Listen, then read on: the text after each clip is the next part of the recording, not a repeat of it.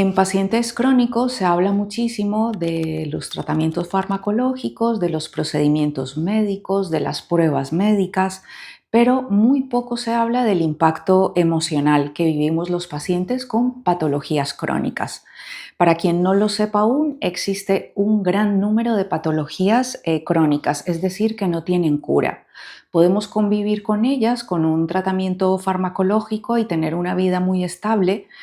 Muchos logran la remisión, que eso es maravilloso, pero también es posible llevarlo sin llegar a la remisión, tener muy estable la patología. Yo soy paciente de artritis reumatoide hace 23 años y sé de primera mano lo que es convivir con el dolor, la incertidumbre y los cambios que nos trae esta patología. Hoy quiero abrir este espacio con Eneritz Sarria para hablar de este tema que es fundamental, el impacto psicológico en pacientes con artritis reumatoide u otras y cómo la terapia psicológica puede ayudarnos. Eneritz es psicóloga general sanitaria y justo al terminar su carrera empezó a trabajar en este campo. Lleva 5 años trabajando en ello y es especialista en trauma y hace acompañamiento a personas con diferentes patologías. Correcto. Hola Sandra, gracias por invitarme a este ratito contigo. Este es un poquito el recorrido, lo has comentado bien y bueno, ahí está ese continuo aprendizaje, ¿no? Vamos a hacer como un recorrido con los diferentes aspectos que estamos los pacientes relacionados con el tema de la salud mental. En este caso, mi primera pregunta es, cuando recibimos el diagnóstico, muchas veces sentimos miedo, tristeza, frustración, negación. En tu experiencia con pacientes, ¿cuáles son las emociones más frecuentes en pacientes recién diagnosticados? En pacientes recién diagnosticados ocurre normalmente un fenómeno que vemos mucho en consulta y es ese enfado hacia la enfermedad que has comentado antes, Sandra. Sí que tenemos que tener en cuenta, o yo lo suelo visualizar de esa manera, que cuando llega el paciente por fin a consulta, ¿no?, y le podemos atender, viene con un desgaste importante.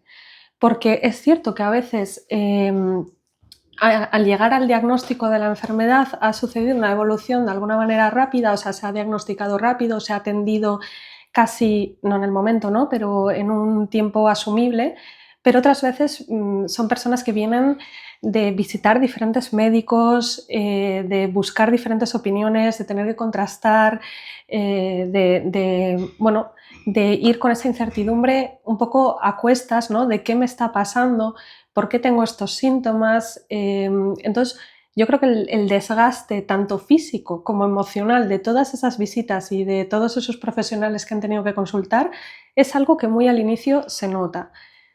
Muchas veces desde la frustración, a veces desde la rabia, ¿no? Pero sí, la palabra que me sale es desgaste, sobre todo desgaste. Sí que es cierto que el enfado hacia la enfermedad yo creo que es algo que en casi todos los casos hay que transitar. El por qué a mí.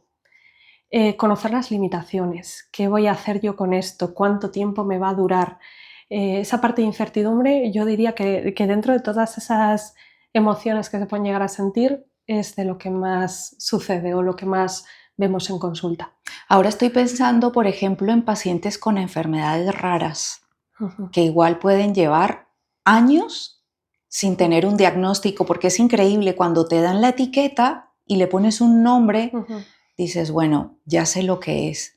Pero en pacientes con enfermedades raras, que igual el diagnóstico tarda muchísimo tiempo, digamos que ese desamparo no por las instituciones sanitarias, sino por la dificultad de decirle a la persona, es que tienes X. Claro.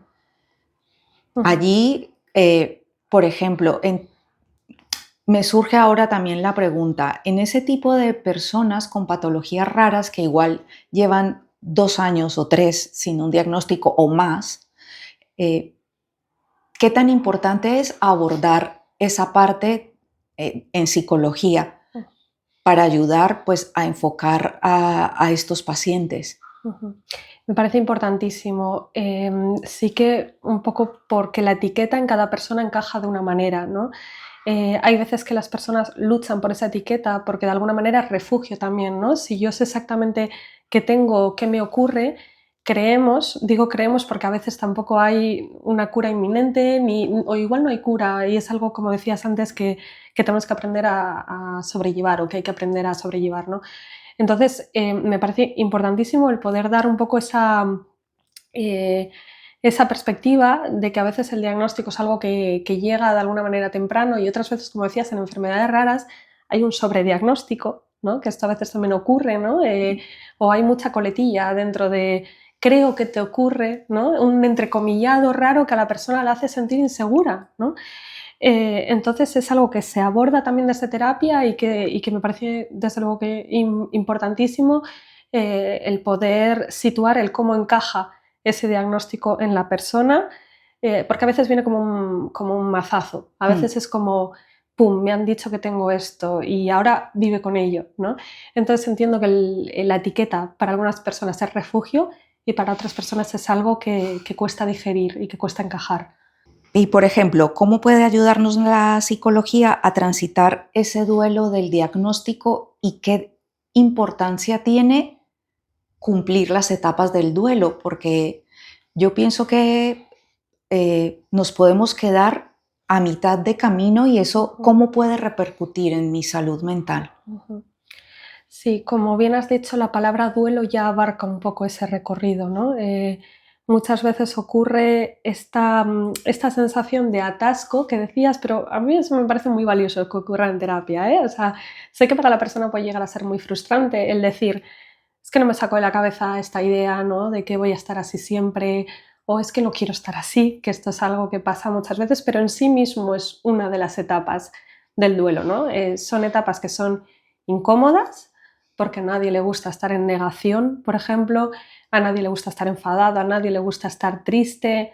Los bajones, a mí me parecen como también algo muy sustancial a trabajar en terapia, dejarse acompañar y abrirse un poco en ese bajón emocional que muchas veces viene, la pena, la tristeza. O sea, lo que quiero decir con todo esto es que son emociones que son desagradables de sentir, pero que son propias de lo que es una etapa de duelo, ¿no? ¿Cómo se acompaña desde la terapia, ¿no? Que me preguntabas a transitar cómo ese duelo. Pues muchas veces a veces es tan sencillo como empezando a acoger y a validar dentro de consulta todo eso que está pasando, a ponerle nombre, a atreverte a poderlo verbalizar, a decir me está pasando esto, odio que me pase esto, no me gusta que me pase esto, ¿no?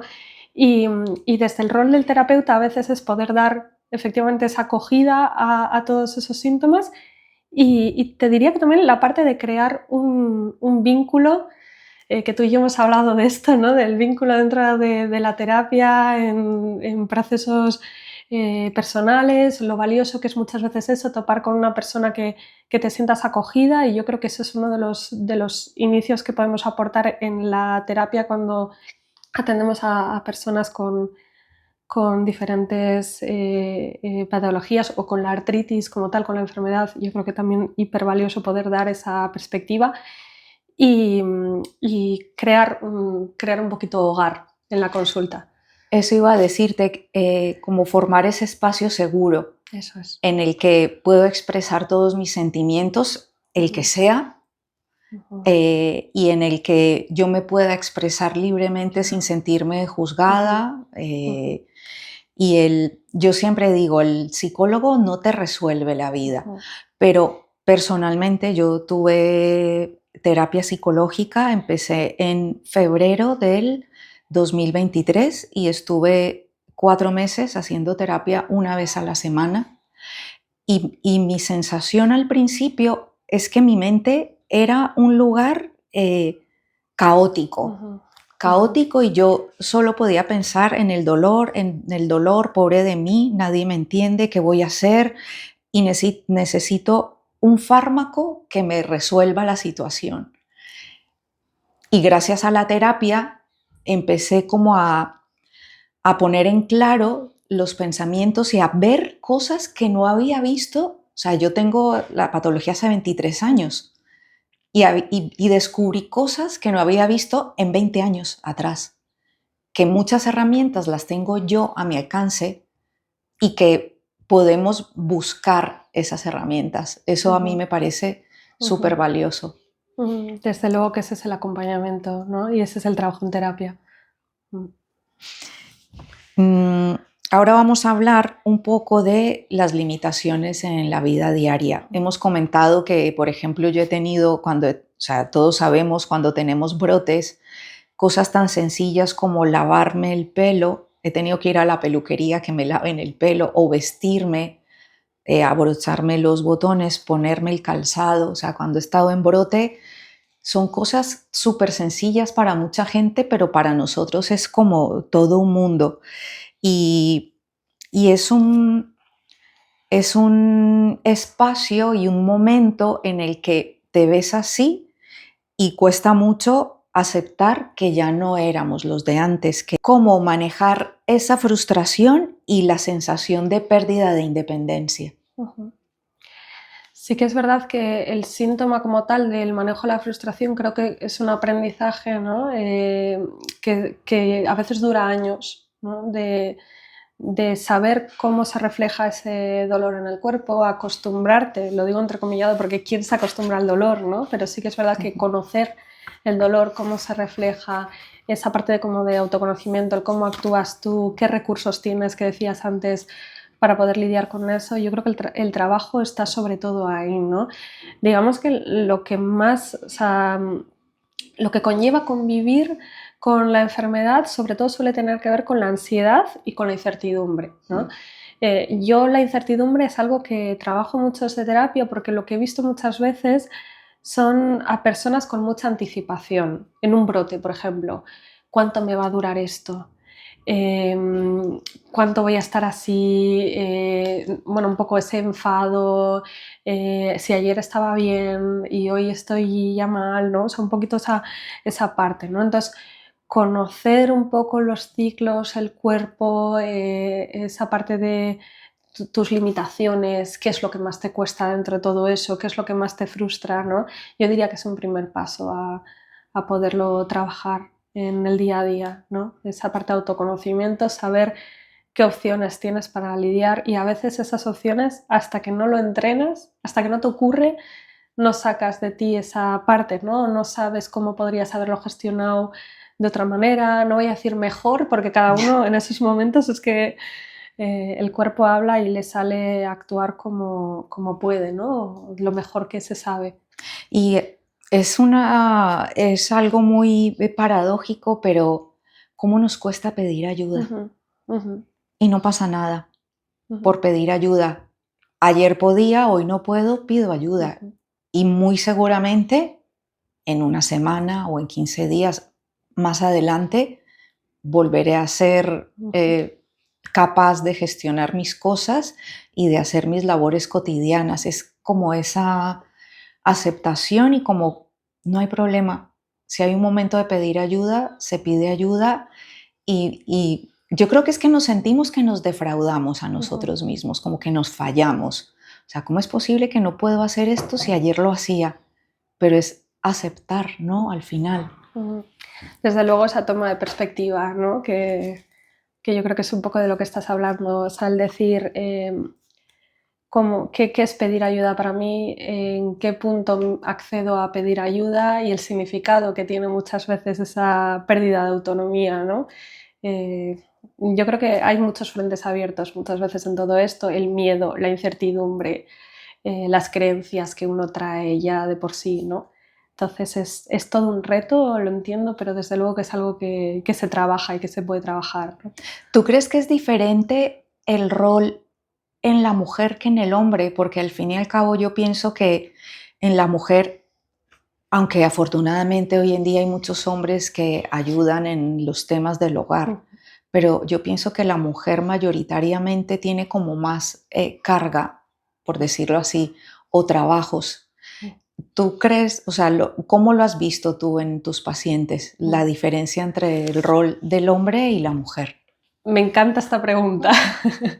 Me encanta esta pregunta y me encanta que la hagas porque desde luego que a veces sin querer nos olvidamos de esa perspectiva de género que ocurre en todo, en todo. O sea, de hecho, recuerdo una vez con una persona con una enfermedad que me decía que ya, mira, en esa desigualdad de género partía en muchas cosas. Por ejemplo, en la poca investigación, a veces en los resultados de las propias pruebas. O sea, fíjate esto, ¿no? Hoy día acudir a un hospital y que te pongan un tratamiento que no ha sido casi probado en mujeres, porque casi todo... Entonces, eso por un lado, ya de por sí hay mucho trabajo, mucho avance y mucha perspectiva que tenemos que dar de género a esa situación, pero también esto que decías en el día a día, ¿no? El reparto de roles, el cómo influye eso a la hora en la que de repente te cae un diagnóstico, ¡pum!, ¿no? Y tienes que lidiar un poco con esa carga mental, por ejemplo, del día a día que a veces la mujer tiene y el hombre no. En esa asignación de roles que a veces por propio de la enfermedad cambia, ¿no? Dentro de la pareja, por ejemplo, o debe cambiar, ¿no? Porque entonces cómo nos cuidamos y tenemos que cuidar, ¿no? Que esto muchas veces pasa. Entonces, me encanta esta pregunta, creo que tendría muchísima respuesta como para otra entrevista entera, porque es magnífico y maravilloso que se valore también así el decir, oye, vamos a parar a hablar un poquito también de esto, que esto está ahí y es esa perspectiva de género tan necesaria, ¿no? A la hora de abordar esto. ¿Y tú crees que las mujeres nos sentimos más culpables? Wow, es que la culpa, desde luego que creo que va todo en una misma línea, ¿no? O sea, dentro de esa perspectiva de género tenemos que valorar que efectivamente la mujer transita más por ese tipo de emociones como es la culpa, la responsabilidad desmedida, el absorber ese cuidado, sí. ¿Y qué pasa cuando... Está muy bien que preguntes por la culpa, porque desde luego que a veces ocurre eso, el decir, ¿y si no puedo dar de mí? Si estoy encamada, si me pasa esto y no... O sea, pasa con casi todo. Estaba pensando en la maternidad, por ejemplo, el cómo juega con el diagnóstico, en ese juego cómo sucede entre medias mucho esto también, muchas veces la culpa por no poder cuidar porque no me puedo cuidar yo ahora mismo o me tengo que priorizar yo para poder cuidar al otro, ¿no? Entonces, desde luego que sí, te diría que ahí también se ve y en consulta se ve muchísimo eso también, ¿eh? Eneris, ¿qué papel juega la resiliencia en la adaptación a enfermedades como la artritis u otras que debemos convivir con dolor crónico? Sí que yo creo que sobre todo en la regulación emocional, ¿no? En la regulación de las emociones. ¿Cómo voy a asumir esto que me está pasando o cómo voy a lidiar con ello? También te digo que en el concepto de resiliencia yo creo que hay una cosa que tenemos que tener muy en cuenta y es que una persona no nace resiliente. No nacemos siendo resilientes, es algo que se construye, que se crea. Entonces sí que me parece como valioso que podamos verlo desde esa perspectiva, porque si no, si describimos lo que es una persona resiliente, puede llevar a la culpa de la que hemos hablado antes. Es como, no soy resiliente, no soy una También, persona. ¿cierto? Y qué envidia esa persona que lleva su proceso. Supongo que te habrá pasado alguna vez con personas con artritis, ¿no? Que te cuenten su experiencia y que digas, jo, pues yo me quedo atascada en eso y veo que esta persona lo lleva súper bien. Y ahí viene un poco, puede sin querer reforzar la incomprensión, reforzar la culpa, reforzar yo no lo llevo así, qué envidia que la otra persona pueda lidiar con esto de esta manera, porque a mí me cuesta mucho cambiar, hacer un cambio de chip, ¿no? Entonces, creo que es un mensaje que sí que hay que lanzar y es esa idea de que la resiliencia se construye con entrenamiento, la resiliencia se construye con autocompasión, ¿no? O sea, cosas de este estilo que son siendo amable con uno mismo, asumiendo las limitaciones, reformulándolas de otra manera, un poco de esta forma. Yo, por ejemplo, actualmente me cuido mucho lo que pienso de mí y lo que digo de mí, porque me pasó durante muchísimos años de pensar pero qué floja soy, o sea, cómo no voy a poder, es dolor, y tirar, o sea, y tirar Mm. para adelante a base de fármacos. Ujú. Pero claro, luego el no sentirte tan fuerte, entre comillas, te, o sea, te hace caer un poco como más en el pozo. Sin duda. Pero es bonito esto, que eso se entrena como todo Ujú. en la vida. Hay una, totalmente de acuerdo en eso, y además en la parte en la que hay que reformular en sí mismo también el significado que para uno a veces tiene la palabra de independencia, que antes comentabas, ¿no? Si yo antes podía, o esto lo puedo sola, o qué boba que no estoy pudiendo algo tan básico, o que me está durando más tiempo hacer una tarea, ¿no? Que yo hacía fluido y rápido, y de repente tenemos que estar aquí metidos en casa esperando a que yo termine, ¿no? Yo creo que hay que reformular también esa palabra de independencia, el yo puedo sola. Desde luego que la respuesta siempre va a ser sí, ojalá, y puedas sola, y habrá un montón de cosas que puedas sola, pero ese pedir ayuda, o sea, el considerar también un poco que, como decías antes, súper bien dicho, Sandra, que creo que el pedir ayuda en sí mismo es un recurso, no es una derrota, ¿no? Es una herramienta más, y hay que verlo desde esa perspectiva, ¿no? Vamos a hablar un poco de las relaciones que tenemos con familia, amigos, trabajo y el apoyo social.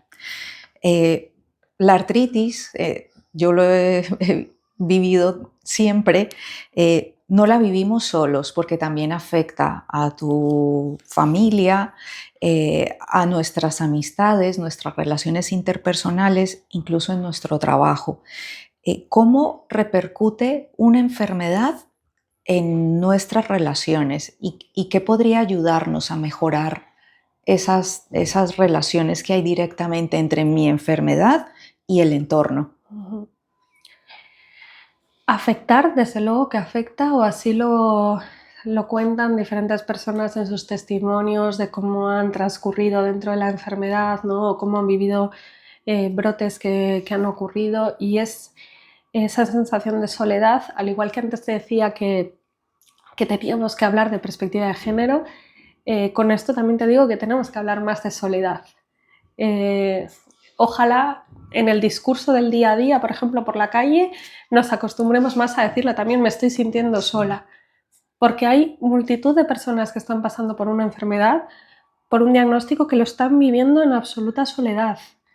Y a veces soledad, como bien decimos, no es estar solo, sola, literalmente, ¿no? A veces es esa incertidumbre, ese miedo a que no nos reconozcan la enfermedad, a que nos adapten, a que la gente no comprenda, no sepa. Y esa gente a veces es en lo social, y a veces es la familia. A veces la familia no sabe cómo ayudar, no quiere ayudar o no entiende, y no llegan, ¿no? En ese sentido. Entonces creo que este es uno de los grandes rebotes que tiene el diagnóstico. Si ya de normal, con la mochila que cada uno tenga, se pierde con el paso de tiempo a veces amistades, si a eso le sumamos una dificultad añadida como puede ser transitar por una enfermedad, un diagnóstico, creo que el efecto también está muchas veces ahí. Yo creo que ahí es muy importante expresarnos. Uh-huh. Y a mí me ha pasado muchas veces que quedo con mis amigas y cuando estoy en brote, rebrote, yo tengo en mi cabeza el tiempo que puedo tardar, pero resulta que ese día voy más lenta y tardo más. Claro. No pasa nada por decir que vas más tarde. O sea, seguro que si esas amigas o amigos o familiares te quieren de verdad y te aprecian, no te van a juzgar por eso. No hay que tener miedo y no hay que meterse más presión de la que ya tienes por expresar: voy un poco tarde, igual no voy a llegar a las 5, voy a llegar a las 5:30. Hay que autoexigirse por esas cosas y expresarlas libremente. Súper valioso esto, desde luego que sí, y que además creo que esa comunicación debe ser bidireccional, ¿no? Nos tenemos que acostumbrar a pedir ayuda, que eso es uno de los ingredientes que más aparecen en todo esto, y poder hablar y comunicar como decías antes, cosas tan cotidianas como voy a tardar más, me tenéis que esperar, oye, necesito que adaptemos el plan, ¿no? O Cosas así. cancelar el O plan. cancelar directamente, desde luego que sí. No me encuentro bien Desde y luego que eso no sí. eliges. Desde luego que sí. Y ahí cuidar ese lenguaje, ¿no? En esa comunicación, desde el punto de vista de la persona, de, oye, me estoy encontrando así, no hay otra. Y también bidireccionalmente desde el otro lado también el decir, cuidarnos igual un poco más de esos juicios que a veces salen por inercia de, pero si ayer estabas bien, o cómo no nos has avisado antes, ya, bueno, es que estoy ahora así, ¿no? Y me está ocurriendo así, ¿no? Entonces, creo que es valioso cuidar esa comunicación emocional, que creo que a veces no hay excusa en ello, porque sin querer, esa posibilidad, esa puerta siempre está abierta. No sé acompañarte, por ejemplo. No sé qué necesitas cuando estás así, porque no tengo otro familiar, ni otra amistad, ni otra persona cercana con artritis. ¿Cómo te acompaño con esto? ¿Cómo necesitas que yo responda? Me parece como muy valioso el poder hacerlo así, de una comunicación emocional fluida, y acostumbrarnos a hacernos más preguntas: ¿qué tal estás? ¿Cómo estás? ¿Qué necesitas? Más que ese juicio que a veces sale, no digo a propósito, porque muchas veces es en la inercia de que me apetecía el plan contigo y de repente cancelamos, pero sí, creo que ahí se puede trabajar y nunca hay excusa para no trabajarlo. Y ahora aquí hay algo que es como una balanza que es difícil de equilibrar, pero ¿qué consejos daríamos a familiares, amigos e incluso entorno laboral para que nos apoyen como enfermos, pero sin fragilizar o sobreproteger, pero tampoco minimizar lo que sentimos y el momento vital que estamos pasando? O sea, ¿hay algún consejo que podamos dar a familiares, a entorno o personas que en su trabajo tienen una persona que está enferma de algo y que no saben cómo ayudarle sin fragilizar, pero tampoco sin pasar de ella? Con respuesta, ¿no? A la pregunta de cómo, desde el punto de vista de las familiares, de los amigos, poder responder un poco a ese acompañamiento, que también me parece como muy adecuado buscar ese término medio que mencionabas, ¿no? Sin infantilizar, o sin sobreproteger, que esto muchas veces ocurre, pero a la vez mostrando que se está ahí, que hay una comprensión, que hay un acompañamiento. Para ello, trabajar la parte de la comunicación que decíamos antes me parece esencial. Si antes no nos preguntábamos qué tal, fruto de que esté pasando esto, esta enfermedad, este diagnóstico, igual tenemos que empezar a construir un poco eso, igual nos tenemos que empezar a preguntar más veces qué tal, igual tenemos que empezar a dejar de dar tanto por hecho, que esto muchas veces ocurre en muchas familias. Nosotros lo vemos en la consulta casi diariamente, el decir, no tenemos costumbre de comunicarnos de esa manera, o en mi familia no se habla, ¿no? Y yo creo que es verdad que estamos dando por hecho que habrá personas que necesiten más silencio, hay otras personas que necesitan más acompañamiento, más hablar, pero por eso lo de acostumbrarnos más a preguntar cómo quieres que te acompañe, cómo necesitas que te acompañe, trabajar cada uno también lo suyo, lo que le genera ver a una persona vulnerable, una persona a la que queremos, ¿no? Yo creo que el trabajo, el consejo, si lo queremos llamar así, yo lo trasladaría de esa manera. Tenemos que preguntarnos más y tenemos que comunicarnos más. Y también como paciente, yo he tenido días que no he querido hablar con nadie. Y sería no tener miedo a decir, mira, hoy no me apetece, pero tampoco alejarnos, porque eso es un error muy común, que a veces necesitamos espacio, pero que ese espacio no se haga tan amplio que luego nos sentimos solos y nos quejamos de eso. Es que estoy sola, pero es que a veces hay que reconocer que nosotros mismos hemos creado ese espacio tan amplio. Entonces, expresar libremente. Sí. Ahora necesito tiempo y expresar libremente, ayúdame que me siento muy solo. Es como una dualidad difícil de Claro. manejar, pero que también para nosotros mismos como pacientes es importante también manejar ese equilibrio. Ahora caigo Sí. en eso, o sea, no solo pensar en los otros, sino también en mí misma. Ujú.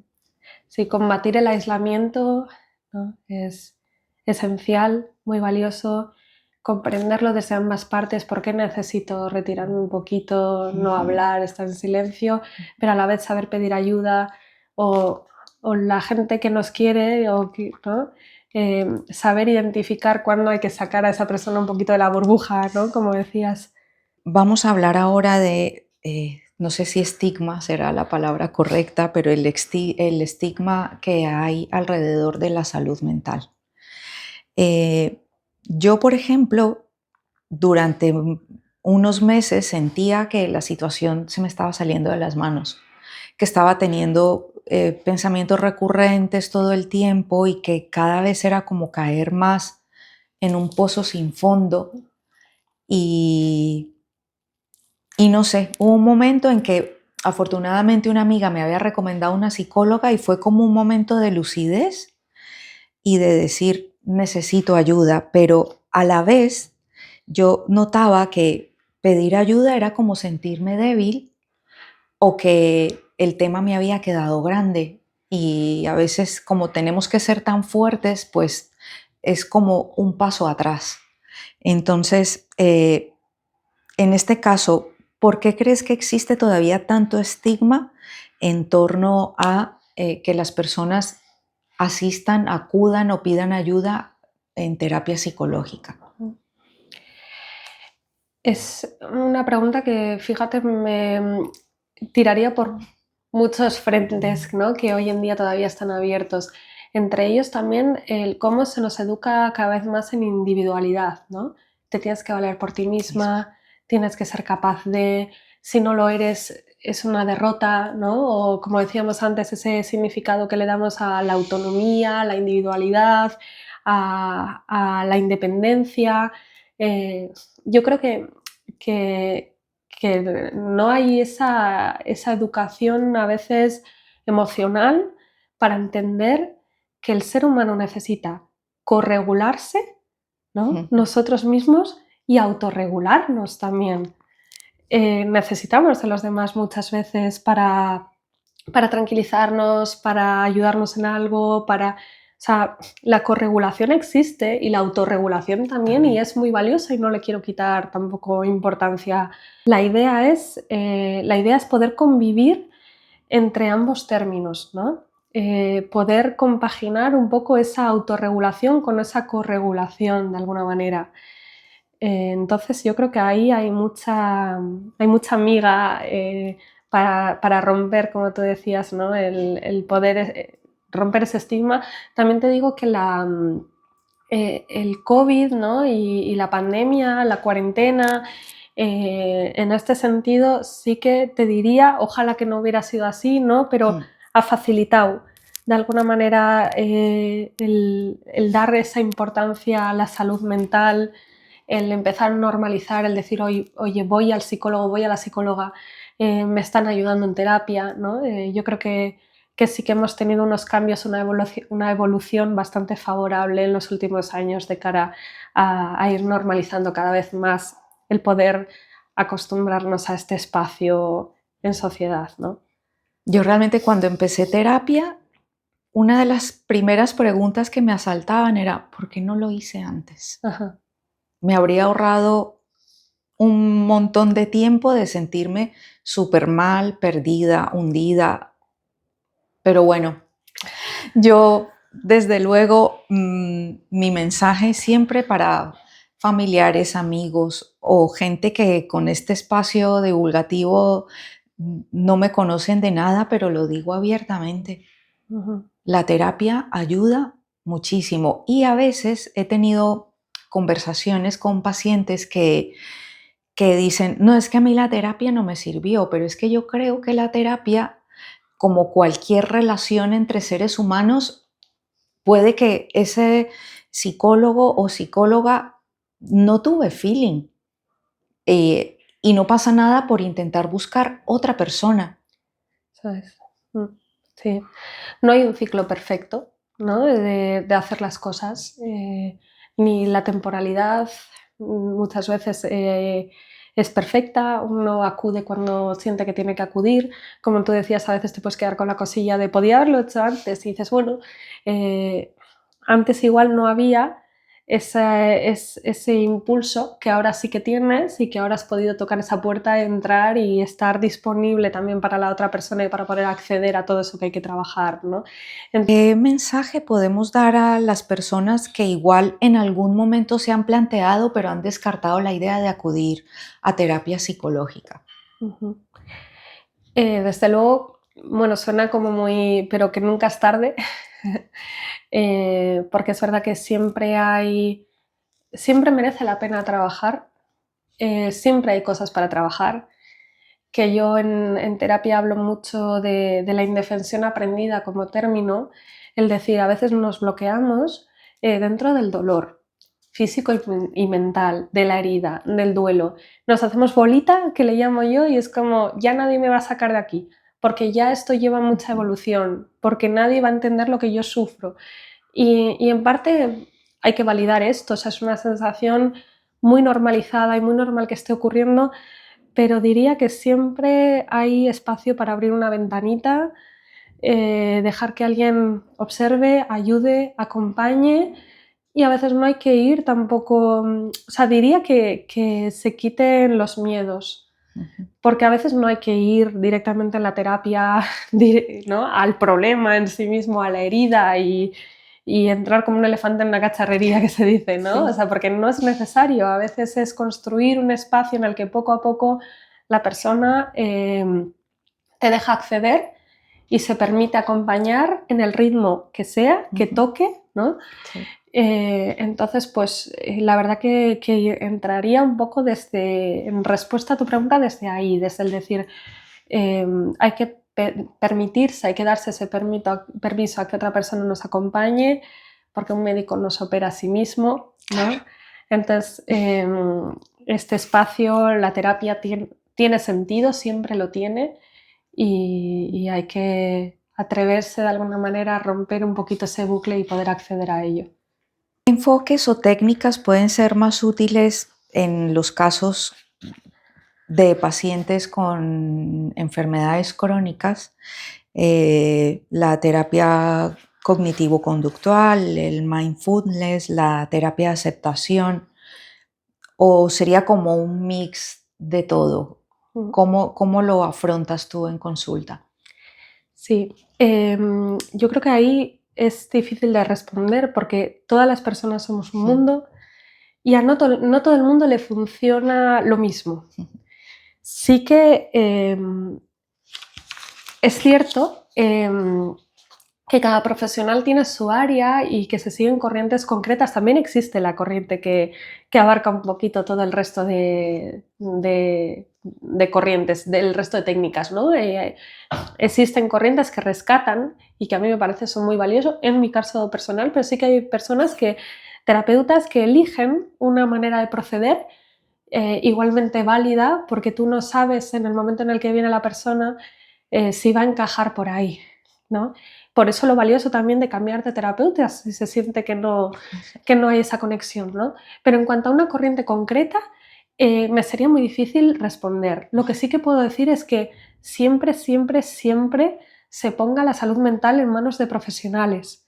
Que esto es un mensaje que me parece muy valioso porque a veces, pues, en otras áreas no ocurre tanto. En otras áreas, por ejemplo, no vamos a que nos opere un médico que no tiene titulación. Fíjate, ¿no? No nos cabe en la cabeza. Dices, ¿cómo me va a operar un médico, una médica que no tiene la especialización concreta para esta operación?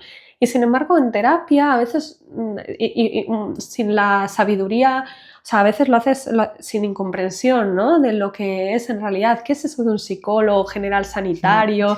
Se nos hace como raro, ¿no? O qué es un psicólogo clínico. Entonces, me parece importantísimo que nos pongamos siempre en manos de personas con la acreditación, porque eso es calidad. Si nos ponemos en manos de personas que tienen la acreditación, que tienen la habilitación para poder ejercer, estamos confiando en técnicas validadas, en recursos probados, ¿no? Y eso me parece necesario, muy valioso. Entonces, no solo la corriente, sino es también en manos de quién nos ponemos. Luego hay muchas otras cosas que valorar dentro de ponernos en manos de alguien, ¿no? No solo la corriente, que también, insisto, pero el vínculo, el espacio, el cómo forja esa conexión, ese vínculo terapéutico, ¿no? Me parece igual de valioso. Pero desde luego que el apostar por una persona que nos haga sentir cómodos y cómodas, y desde luego que tenga la titulación y la potestad, ¿no? La acreditación para poder acompañarnos. Voy a tocar un tema que me parece súper delicado y es la moda de preguntar a la IA Sí. con estos temas. O sea, la IA como psicólogo, ¿qué opinas tú de esto? Es un temazo, porque desde luego que es algo que está muy de moda, hay mucho despunte y que además confronta totalmente esta idea que decíamos hace poquito en esta última pregunta, ¿no? Desde luego que sí es tan valioso que nos pongamos en manos de profesionales, luego de repente le confiamos nuestras dudas y nuestras cosas a la IA, sabiendo además que tiene muchos sesgos. Que esto entiendo que es tan reciente que todavía no nos ha dado tiempo a poder valorar el efecto que tiene que nos acostumbremos a algo tan sesgado. Una IA no te confronta y en terapia muchas veces se confronta. Una IA no trabaja sobre las creencias que tenemos interiorizadas. En terapia se trabajan las creencias, ¿no? Una IA te refuerza muchas veces en el pensamiento, te confirma todo o a veces rellena la información. A veces no te sabe contestar, pero lo apaña de otra manera, se inventa algo, ¿no? Y sobre todo ese sesgo de confirmación. Es que es muy complaciente la IA y eso es súper importante que la gente lo tenga clarísimo. Claro. O sea, la IA no es un buen psicólogo. No, desde luego que no. Y ese sesgo de confirmación además puede hacer mucho daño porque nos refuerza la individualidad. Imagínate en ese ejemplo que traías tú antes de me estoy aislando de mi entorno porque me hace sentir así o me hace sentir así, y la IA te va a decir muy bien, adelante, pon límites, no les dejes entrar, ¿no? O sea, creo que muchas veces puede lanzar un mensaje que nos puede reforzar en la idea que tenemos construida y no nos va a ayudar a evolucionar en ese sentido. Además que perdemos muchísimas otras cosas con la IA, el vínculo humano, el trato humano, bueno, un sinfín de cosas que nunca van a ser competencia directa a lo que es estar en consulta y el tratar con personas. Una pregunta y es, una persona, ¿cuándo debe identificar como ese punto de inflexión? Necesito terapia psicológica. O sea, ¿cómo podemos poner en contexto a una persona en, sí, necesito terapia psicológica? O sea, ¿cuál es ese punto de inflexión? ¿Cuál es como el síntoma? No sé si es correcto decir síntoma o característica de tengo que tomármelo en serio y tengo que pedir ayuda. En esto, desde luego que cada persona sigue su propio ciclo, ¿no? Y cuando hablamos de un duelo, por ejemplo, nunca hay etapas. Sí existen las etapas de un duelo, pero no suceden en un orden. En un orden.